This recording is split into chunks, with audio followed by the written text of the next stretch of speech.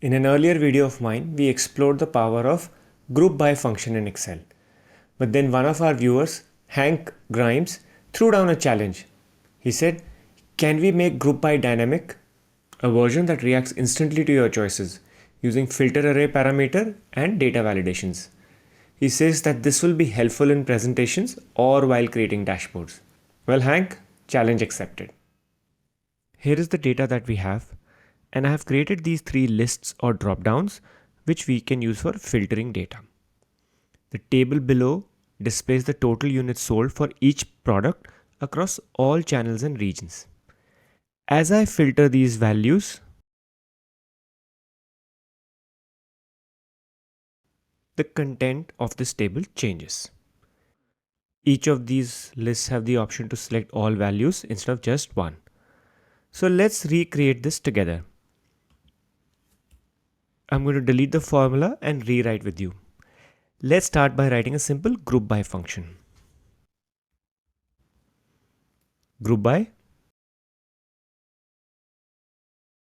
For the first parameter row fields, I will select the range from A1 to A25. This is the range of all products including the header. For values, I will provide the range D1 to D25. The function is sum as we want to display total units sold. For the next parameter, I will select the option to display the header information. Next, I will select the option to display the totals and close the bracket. Our basic group by function is ready. Now I will add the filters. I will edit the same formula. Press a comma to ignore the sort order. For filter array, let's provide the three filters. The first one is for the product.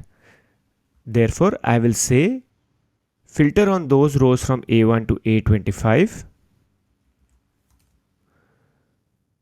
where the value is as in the cell G2.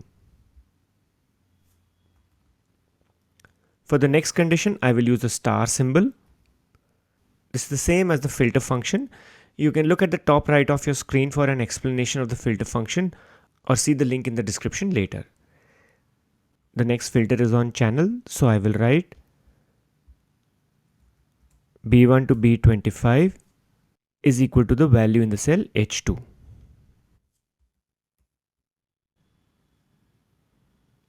Let's move this here. And similarly for the region, C1 to C25 is equal to I2. Close the brackets.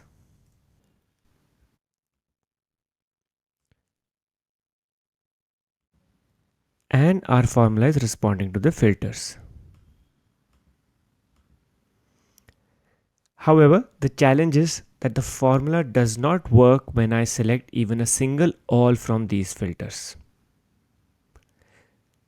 This is because there is no value as all in any of these columns. So let's see how can we fix this. I'm going to edit this formula for the first filter on product as the value in the cell G2 is equal to all or the existing condition. Let's understand this. Here, in case if the cell G2 contains all, then this expression returns true. And since there is a plus which means an OR with the other condition, it ignores that filter in case of all. However, if the cell does not contain the value all, then the filter condition works. Similarly, I will write for the other two filters.